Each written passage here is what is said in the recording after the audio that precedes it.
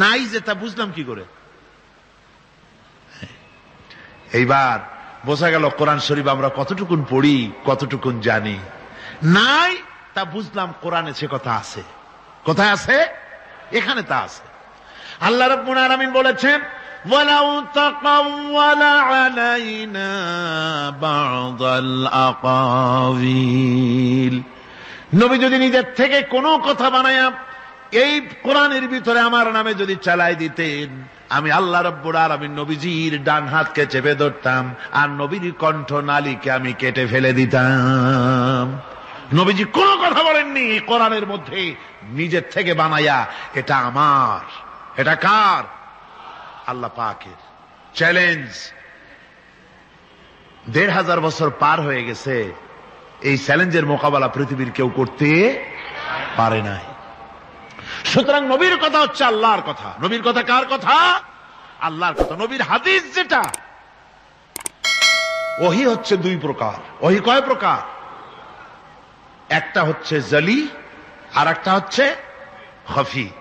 একটা হচ্ছে প্রকাশ্য ওহী আর একটা গোপনীয় ওহী। প্রকাশ্য ওহী হচ্ছে কোরআন, প্রকাশ্য ওহী কি? আর গোপনীয় ওহী কি? হাদিস। হুজুর বলেছেন, হুজুর তো কোন কলেজে পড়েন নাই। কি বলেন? কলেজে পড়েছেন? কোন কলেজে মাদ্রাসায় পড়াশোনা করেন নাই, অথচ আল্লাহর নবী বলেছেন, ইন্নামা বুইসতু মুআল্লিমান, আমি শিক্ষক হিসাবে দুনিয়ার বুকে প্রেরিত হয়েছি।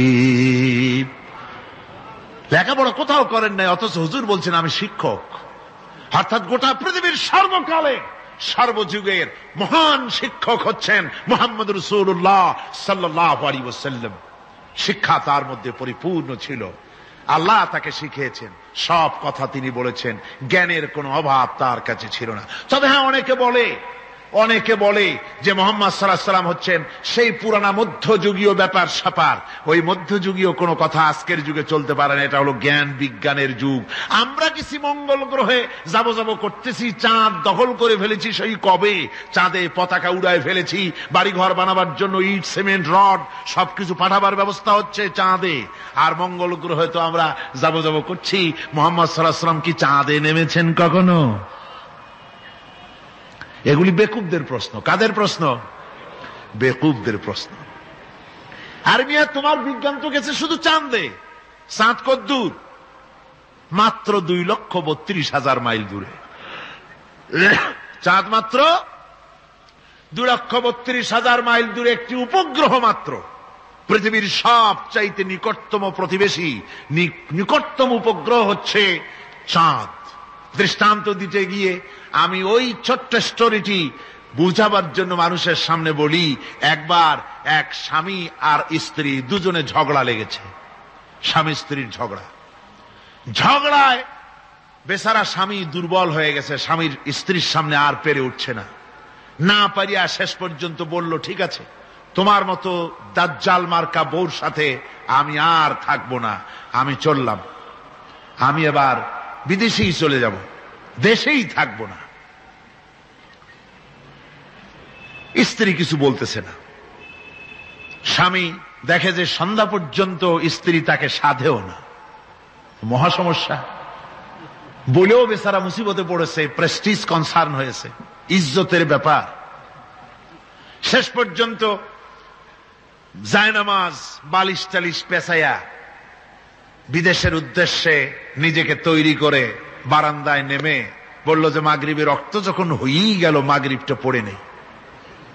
মাগরিব পড়েছে, দোয়া তাসবিহ ইত্যাদি পড়ছে, দেখেনি স্ত্রীর পক্ষ থেকে কোনো কি দাওয়াত আসে যে আপনার যাইয়া কাম নাই। তো স্ত্রী বেচারিও বুঝে ফেলেছে তার স্বামীর দৌরত্ব কত দূর, সেই জন্য সেও আর কিছু ক্ষয় হয় না। এশা রক্ত যখন হয়ে গেছে তখন বিড়বিড় করে স্বামী বেচারা বলছে, মানুষ নাকাউয়ার জাত, সন্ধ্যার আগে ছিলাম কোথায় আর এখন আসলাম কোথায়। বউ ঘরে বসে কয় যে বুঝছি, আর যাওয়া লাগবে না বিদেশে। ঘরের থেকে বারান্দায় নামি তুমি বলো মানুষ না কাউয়ের জাত, সন্ধ্যায় ছিলা কোথায়, এখন নামছো কোথায়। তোমার আর বিদেশে যায় কাম নাই, তুমি ঘরে এসে মশারির মধ্যে ঢোকো। বুঝলেন?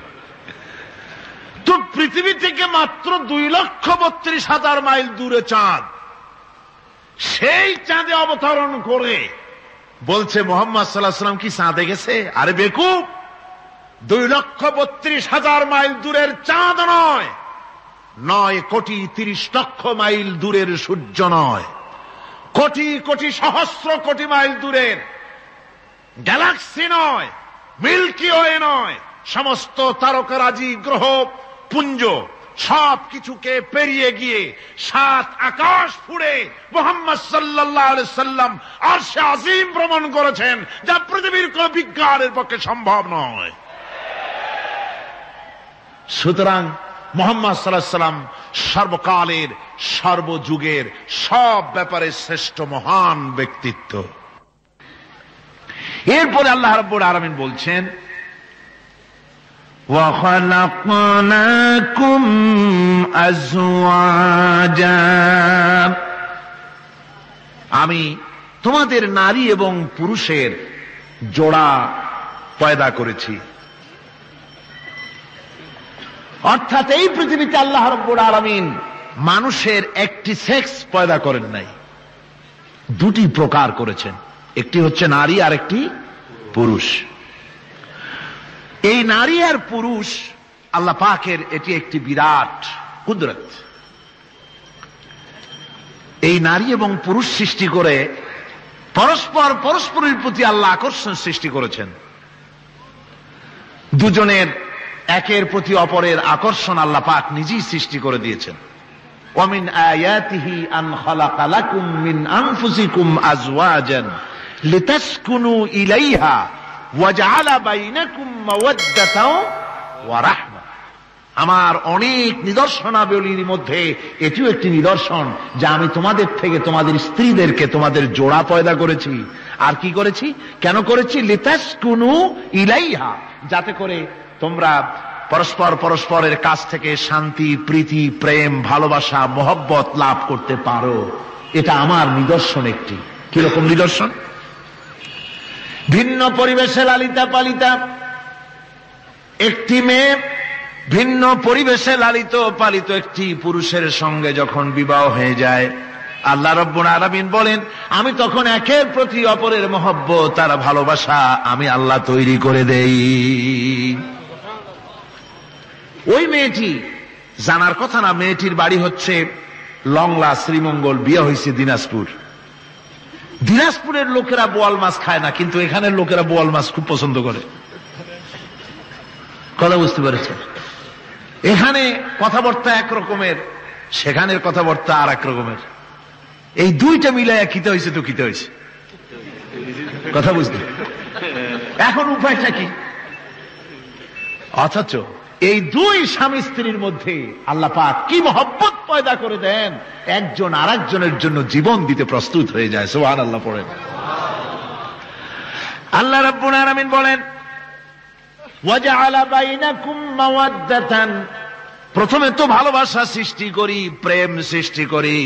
বিবাহ হওয়ার পর যে ভালোবাসা হয়, বিশেষ উদ্দেশ্যকে সামনে রেখে ওই ভালোবাসা হয়। এরপরে যখন বয়স বাড়তে থাকে, যখন বার্ধক্য আসে, তখন ওই ভালোবাসাটা আর থাকে না যেটা ছিল প্রথম। সেটা আমি ওয়াজআলা বাইনাকুম মাওয়াদ্দাতান ওয়া রাহমা, মাওয়াদ্দা তখন রহমতে পরিণত হয়ে যায়। প্রথমে থাকে একটা প্রেম কেন্দ্রিক ভালোবাসা। পরবর্তী সময় যখন স্বামী বুড়ো হয়ে যায় আর স্ত্রী যখন বুড়ি হয়, তখন আল্লাহ পাক বলেন আমি উভয়ের মধ্যে সহৃদয়তা, করুণার সৃষ্টি করে দেই। পরস্পরের প্রতি আকর্ষণ তখন আরো বাড়িয়ে দেই। একজন আর একজন ছাড়া চলে না, বুড়ার বুড়ি ছাড়া উপায় থাকে না। ঘরের মধ্যে ফ্রিজ আছে, কালার টিভি আছে, তারপরে সুন্দর বিছানাপত্র আছে, কোন জিনিসের অভাব নাই বুড়ার। হঠাৎ করে বুড়ি একদিন মারা গেল, বুড়ায় কয় আমি গৃহশূন্য হয়ে গেছি। সব আছে, তারপরেও যে গৃহশূন্য হয়ে গেছি, তার মানে গৃহের প্রাণটাই চলে গেছে। বুড়া বয়সে সন্তান খোঁজ খবর নেয় না, সন্তানের বউ খোঁজ খবর নেয় না। বুড়ার গরম পানিটা, উজুর পানিটা, তার খাবারটা, তার পানটা, তার যা প্রয়োজন, বুড়ি সব এগিয়ে নিয়ে আসে, আর বুড়াও বুড়ির জন্য তখন প্রথম জীবনের চাইতে আরো বেশি মহব্বত বাড়ে, বুড়ির দিকে খোঁজ খবর আরো বেশি করে নেয়। ঠিক কিনা কন? বুঝবেন যারা বুড়া আর বুড়ি আছেন। আল্লাহ পাক বলেন এটা আমি করি। কে বলছেন এ কথা? আল্লাহ পাক বলছেন আমি করি। এ মহব্বত আল্লাহর দান। দেখুন রাসূল করিম সাল্লাল্লাহু আলাইহি ওয়াসাল্লামের ঘরে দৌলত ছিল না, কিন্তু মহব্বত দিয়ে ঘরটা ভরা ছিল। সুবহানাল্লাহ বিহামদি। দৌলত ছিল না, মহব্বত দিয়ে ভরা ছিল। হযরত আয়েশা সিদ্দিকা রাদিয়াল্লাহু তাআলা আনহা বলেছেন, আমি গ্লাসে পানি পান করে রেখে দেওয়ার পর রাসূলুল্লাহ গ্লাসটা হাতে নিয়ে আমি যেখানে ঠোঁট লাগিয়ে পানি পান করেছি, আল্লাহ নবী ওইখানেই ঠোঁট লাগায়া পানি পান করতেন। মুহাব্বত। হযরত আয়েশা বলেন, আমি গোশত খেয়ে হাড্ডি খেয়ে হাতে ধরে রেখেছি, খাবো বা রাখবো, আল্লাহ নবী তখন আমার হাতের থেকে গোশত বা হাড্ডিটা আমার হাত থেকে নিয়ে আমি গোশতের যে অংশে কামড় দিয়েছি রাসূলুল্লাহ সেখানে মুখ লাগিয়ে খেতেন। দৌলত ছিল না হুজুরের ঘরে এক ফোঁটাও, কিন্তু মোহব্বত ছিল ঘরটা ভরা। হযরত আয়েশা বলেছেন, রাসূলুল্লাহ কাজ করে কষ্ট করে ঘরের ভিতরে ফিরে যখন দেখেছেন রান্না বান্না সারা হয় নাই, হুজুর ক্ষুধার্ত অথচ আমার রান্না শেষ হয় নাই, নবীজি রাগ করেন নাই, অসন্তুষ্ট হন নাই, ভুরু কুঞ্চিত করেন নাই, চোখ গরম করেন নাই, বরং আমার কাছে বসে রান্না বান্নায় আমাকে আল্লাহর নবী বিশ্ব নবী মুহাম্মদ রাসূলুল্লাহ সাল্লাল্লাহু আলাইহি ওয়াসাল্লাম আমাকে সহযোগিতা করেছেন। স্বামী স্ত্রীর ভালোবাসা হচ্ছে স্বর্গীয় নিয়ামত, জান্নাতের নিয়ামত। সুবহানাল্লাহ পড়েন। যেই ঘরে স্বামী আর স্ত্রীর মধ্যে সাপ আর বেজির সম্পর্ক, দাঁড় কুমড়োর সম্পর্ক, এই ঘরটা যতই বিদেশি আধুনিক সৌন্দর্যের উপকরণাদি দিয়ে ভরপুর থাকুক না কেন, এই ঘরটা, এই বিল্ডিংটা জাহান্নামের টুকরা। ঠিক না? আর স্বামী স্ত্রীর যদি ভালোবাসা থাকে তাহলে ঘরটা যদি কুড়ে ঘর হয় তারপরেও সে ঘরটা হচ্ছে একটা জান্নাতের টুকরা। অনেক স্ত্রী আছে স্বামীর সাথে মহব্বত নাই, উল্টাপাল্টা কারবার। ওই রকম এক স্বামীর কাছে খবর আসছে যে আপনি তো এই গ্রামের মাতবাড়ি করেন, বিচার আচার করতেছেন, আপনার বউ তো গোসল করতে গিয়ে পড়ে গেছে নদীর মধ্যে। তো লোকটা দৌড় দিয়েছে, দৌড়ে গেছে, যায় কয় যে কোন জায়গায় পড়ছে, কয় যে এইখানে পড়ছে। লোকটা তখন জোয়ারের পানি যাচ্ছিল এইদিকে, লোকটা দৌড় দিছে উল্টা দিকে। লোকেরা কয় যে মিয়া তোমার বউ পড়েছে এইখান থেকে জোয়ারের পানি এদিকে যায়, তুমি উল্টা দৌড়াও কেন? মাতবার বলছে যে দেখো এটা হচ্ছে আমাদের ইন্টারনাল অ্যাফেয়ার্স, এটা বুঝবা না। এই স্ত্রী সারাটি জীবন আমার উল্টা চলেছে।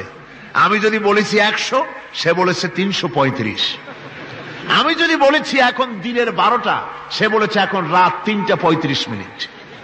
সম্পূর্ণ উল্টা সারা জীবন যে চলেছে। সে যে নদীতে পড়ে জোয়ারে গেছে আমি তা বিশ্বাস করি না, উল্টাই গেছে। এই রকমের এক শ্রেণী আছে, স্বামী উল্টা থাকে, স্ত্রী উল্টা থাকে, এরকমও হয়। সুতরাং স্বামী এবং স্ত্রীর মধ্যে মহব্বত আর ভালোবাসা এটি মাবুদের একটি বিরাট নেয়ামত। অন্যের স্ত্রীর দিকে তাকালে কাম ভরে, খারাপ নজরে তাকালে জেনার গুনাহ হবে, হাত দিয়া ধরলে কাম ভাবে জেনার গুনাহ হবে।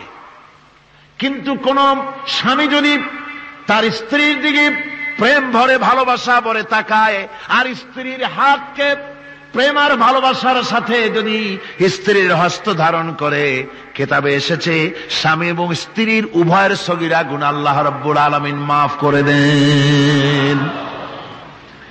আল্লাহ পাক বলছেন আমি তোমাদের থেকে তোমাদের জোড়া, তোমাদের স্ত্রীদেরকে পয়দা করেছি এবং পরস্পর পরস্পরের প্রতি ভালোবাসা এবং মহব্বত সৃষ্টি করে দিয়েছি। আজকে কথা উঠেছে সমাজে, আজকে কথা উঠেছে নারীর অধিকার নিয়ে। বলা হচ্ছে ইসলাম নারীকে, নারীর অধিকার ক্ষুণ্ণ করেছে। বলে না? বলে কিনা বলেন? আমাদের দেশে এই জন্য নারী পক্ষ, নারী সমাজ, নারী আন্দোলন পরিষদ, তারপরে এরকম অনেক আন্দোলন তারা বানিয়েছে, আর পত্র পত্রিকায় নানান রকমের ইসলাম সম্পর্কে তারা লিখছে। একটা পত্রিকা আজকে সকালে আমাকে একজন দিল, তার মধ্যে লিখেছে, হাদিসের বরাত দিয়েছে, তার মধ্যে লিখছে যে রাসূলুল্লাহ বলেছেন পৃথিবীর সব কিছু হচ্ছে ভোগের সামগ্রী, সেই ভোগের মধ্যে উত্তম ভোগের সামগ্রী হচ্ছে নারী। নাউযুবিল্লাহি মিন যালিক, এমন কথা রাসূলুল্লাহ বলেন নাই।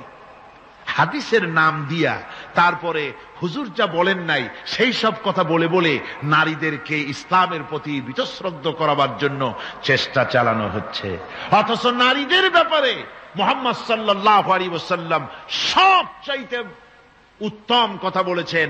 এত সুন্দর কথা পৃথিবীতে আর কেউ বলে নাই, আর কেউ বলে নাই। নারী আজ অধঃপাতিতা, নির্যাতিতা। এই নির্যাতন থেকে, অধঃপতন থেকে নারীকে কে রক্ষা করতে পারে? ইসলাম। জোরে বলেন, কে পারে? কেবলমাত্র ইসলাম পারে, আর কেউ পারে না। নারী যখন তাদেরকে মেয়ে হয়েছে শোনা মাত্র তার বাপ তাকে মাটির নিচে পুঁতে রাখত, আছাড় মেরে মেরে ফেলে দিত, যখন তাদেরকে কবর দিয়ে দিত জীবিত অবস্থায়, সেই সময় রাসূলুল্লাহ এসে নারীদের সম্মান দিলেন, মর্যাদা দিলেন। রাসূলুল্লাহ বললেন, আমার কাছে তিনটা জিনিস প্রিয়, একটি হচ্ছে নামাজ, একটি হচ্ছে সুগন্ধি, আর একটা হচ্ছে স্ত্রী। নারীর যখন কোনো মর্যাদা নাই তখন নারীর মর্যাদা হুজুর দিলেন। যখন কন্যা সন্তান হওয়া আভিজাত্যের বিপরীত, কন্যা সন্তান হওয়া পুরুষের জন্য একটা অপমানকর। এখন আমাদের সমাজেও আছে, স্ত্রী গর্ভবতী হয়েছে, বন্ধুদের কাছে বলে ফেলেছে আগেই, সন্তান হয়ে গেছে কিন্তু কোনো খোঁজ খবর নাই। বন্ধুরা একদিন হঠাৎ জিজ্ঞেস করে, তোমার স্ত্রী গর্ভবতী হয়েছে? তারপরে তা তো অনেক দিনের কথা, কি হইল তা তো বললা না। কয় যে আশা তো করছিলাম হবে ছেলে, কিন্তু হয়েছে মেয়ে, সেই জন্য আর টেলিফোন করা, খবর দেওয়া জরুরত বোধ করিনি। আছে না এমন? আছে। আবার বারবার মেয়ে হয় বলে আমাদের দেশে তালাকের ঘটনা পর্যন্ত আছে। বারবার মেয়ে হয়, ছেলে হয় না মোটেও, তালাক দিয়ে দেয়। আচ্ছা, ওই মেয়েটারই, ওই স্ত্রীরই যদি এখানে হাত থাকে ছেলে বা মেয়ে হওয়ার ব্যাপারে, মানুষের যদি হাত থাকে, তাহলে দায়ী শুধু স্ত্রী হতে যাবে কেন? পুরুষ তুমিও তো দায়ী তাহলে। আসলে ছেলে এবং মেয়ে হওয়ার জন্য স্বামী এবং স্ত্রী কেউ দায়ী নয়, ব্যাপারটি আল্লাহ। ব্যাপারটি কার? আল্লাহ রাব্বুল আলামিন বলেছেন, আমি যাকে খুশি কন্যা দান করি, যাকে খুশি শুধু ছেলে দান করি, যাকে খুশি তারে ছেলেও দেই, মেয়েও দেই, আর যাকে খুশি আমি কিছুই দেই না। এ সবটাই আমার হাত। সুতরাং রাসূল পাক সাল্লাল্লাহু আলাইহি ওয়াসাল্লাম বলেছেন, খবরদার মেয়েদের বাপকে, মেয়ের বাপকে গালি দিও না। বারবার মেয়ে হয় বলে অনেকে মেয়ের বাপকে গালি দেয়, তাচ্ছিল্য করে, টিটকারি করে। হুজুর বলেছেন, মেয়ের বাপকে বিদ্রুপ করো না, গালি দিও না, যেহেতু আমি মুহাম্মদ সাল্লাল্লাহু আলাইহি ওয়াসাল্লাম মেয়েদের বাপ। রাসূল পাক সাল্লাল্লাহু আলাইহি ওয়াসাল্লাম বলেছেন, যে ঘরে একটা কন্যা সন্তান জন্মগ্রহণ করে, যে ঘরের ভিতরে একটি কন্যা সন্তান জন্মগ্রহণ করে, ওই ঘরের ভিতরে আল্লাহ রাব্বুল আলামিনের রহমতের ফেরেশতা ঢুকে সালাম দেয় আর বলে, আসসালামু আলাইকুম ইয়া আহলাল বাইত, হে ঘরের মালিকেরা, তোমাদের উপরে আল্লাহর রহমত বর্ষিত হোক। রহমতের ফেরেশতারা ঘরের ভিতরে প্রবেশ করে কন্যা সন্তানটির মাথার উপরে হাত বুলায় আর বলতে থাকে, এই দুর্বল দেহ একটি দুর্বল দেহের ভেতর থেকে বেরিয়ে এসেছে, এই কন্যা সন্তানটিকে যে লালন পালন করবে আল্লাহ রাব্বুল আলামিন তাকে শান্তিতে রাখবেন। রাসূল পাক সাল্লাল্লাহু আলাইহি ওয়াসাল্লামের কাছে একজন এসে বলছে, ইয়া রাসূলুল্লাহ, আমার এক মেয়ে। হুজুর কয়, তোমার এক বেহেশত। আর একজন কয়, হুজুর আমার দুই মেয়ে। কয়, তোমার দুই বেহেশত। এরকম হাদিস আছে নাকি যে একজনে বললো আমার এক ছেলে, আর হুজুর বলছেন তোমার এক বেহেশত? আছে এমন? সুতরাং মেয়েকে কি মর্যাদা দিয়েছে ইসলাম। রাসূলুল্লাহ বললেন, যার তিনটি মেয়ে আছে আর ওই তিনটি মেয়েকে আদব শিক্ষা দিয়েছে, তারবিয়াত শিক্ষা দিয়েছে, দ্বীন শিক্ষা দিয়েছে, স্নেহ করে, স্নেহ দিয়ে লালন পালন করেছে, তারপরে সৎ পাত্রস্থ করেছে, ওই মেয়ের লালন পালনকারী মাতা পিতা আর আমি মুহাম্মদ সাল্লাল্লাহু আলাইহি ওয়াসাল্লাম কিয়ামতের দিন একই জান্নাতে পাশাপাশি অবস্থান করব। সুবহানাল্লাহ বিহামদিহি। মেয়ের ব্যাপারে রাসূলুল্লাহ এত কথা বলেছেন, নারীদের ব্যাপারে এত কথা বলেছেন। হুজুর বলেছেন, তোমরা যখন সফরে যাবে সফর থেকে আসার সময় আমরা অনেকে হাদিয়া তোহফা নিয়ে আসি, জামা কাপড় মিষ্টি চকলেট ইত্যাদি আমরা নিয়ে আসি, আনি না? কি বলেন, আনি না? আল্লাহর নবী বলেছেন, বাইরের থেকে সফর থেকে বাজার থেকে হাদিয়া তোহফা ঘরের জন্য জানবে, এনে যখন তোমরা তা দেওয়া শুরু করবে, সর্বপ্রথম মেয়ে থেকে দেওয়া শুরু করবে, মেয়েকে আগে দাও। হুজুর সাল্লাল্লাহু আলাইহি ওয়াসাল্লাম তার কলিজার টুকরা মেয়ে ফাতেমাকে মহব্বত করতেন, এত মহব্বত করতেন, কোন দিকে যাওয়ার আগে সকলের সঙ্গে দেখা করে শেষে দেখা করতেন হযরত ফাতেমার সঙ্গে। আবার সফর থেকে ফিরে এসে সর্বপ্রথম তিনি দেখা করতেন হযরত ফাতেমা রাদিয়াল্লাহু তাআলা আনহার সঙ্গে। একবার হযরত আলী এবং হযরত ফাতেমার মধ্যে মনোমালিন্য হলো, হুজুরের মুখটা মলিন হয়ে গেল, রাসূল পাকের মুখ মলিন হয়ে গেল। হুজুর সাল্লাল্লাহু আলাইহি ওয়াসাল্লাম ঘরের মধ্যে প্রবেশ করলেন, হযরত আলীর ঘরে হযরত ফাতেমা এবং আলীকে এক জায়গায় বসালেন। কিছুক্ষণ পর হুজুর বেরিয়ে এলেন, হুজুরের মুখে হাসি। সাহাবায়ে কেরাম বললেন, হুজুর একটু আগে আপনার মুখ মলিন দেখেছি, এখন খুব উৎফুল্ল মনে হচ্ছে। হুজুর বলছেন, আমি তাদের মধ্যে মনোমালিন্যটা দূর করে দিয়ে এসেছি। ফাতেমা আমার কলিজার টুকরা, যে ফাতেমাকে ব্যথা দেয় সে আমি মুহাম্মদ সাল্লাল্লাহু আলাইহি ওয়াসাল্লামকে ব্যথা দেয়। রাসূল পাক সাল্লাল্লাহু আলাইহি ওয়াসাল্লাম কন্যাদেরকে এভাবে মর্যাদার কথা বলেছেন। এই কন্যা আস্তে আস্তে যখন বড় হয়ে যায়, যখন বধূ হয়, বধূ হিসেবে তার মর্যাদা ইসলাম কতখানি দিয়েছে, রাসূল পাক সাল্লাল্লাহু আলাইহি ওয়াসাল্লাম কতখানি দিয়েছেন আপনারা লক্ষ্য করেন। হাদিস শরীফ পড়া নাই, জানা নাই বলে আজকে এক শ্রেণীর নারীরা তারা কমিউনিস্টদের খপ্পরে পড়ে, সমাজতন্ত্রের খপ্পরে পড়ে, নাস্তিকদের খপ্পরে পড়ে গোটা মহিলা সমাজকে চেষ্টা করতেছে ইসলাম থেকে দূরে সরাবার জন্য। ঠিক কিনা কও? হযরত আয়েশা বলেছেন, আমি যখন ঘরে কাজ করতেছি, হুজুর বাইরের থেকে এসে দেখেছেন আমার রান্না করতে দেরি আছে, খাবার দাবার এখনো রেডি হয় নাই, হুজুর ক্ষুধার্ত, কিন্তু হুজুর ভুরু কুঞ্চিত করেননি, হুজুর বিরক্ত হননি, হুজুর আমাকে গালমন্দ করেননি, আমার কাছে বসে তিনি আমার রান্নার সহযোগিতা করেছেন। সুবহানাল্লাহি বিহামদিহি, জোরে বলেন সুবহানাল্লাহি বিহামদিহি। ভাইরা আমার, হযরতে আয়েশা সিদ্দিকা রাদিয়াল্লাহু তাআলা আনহা বয়সে কম ছিলেন অন্যদের চাইতে। বিশ্বনবী সমস্ত রাজকার্য, রাষ্ট্রীয় কার্য, নবুয়তের দায়িত্ব পালন করে স্ত্রীর হক আদায় করতে ভুলে যাননি। আধো আধো জ্যোৎস্না প্লাবিত রাত রাসূলুল্লাহ হযরত আয়েশাকে বলছেন, চলো আমরা একটু পায়চারি করে আসি বাইরের থেকে। ঘুরতে ঘুরতে হুজুর বলছেন, দেখো তো ওই যে দূরে দেখা যায় একটা জিনিস, চলো আমরা দৌড় দেই, দেখি কে আগে ওই জায়গায় পৌঁছতে পারে।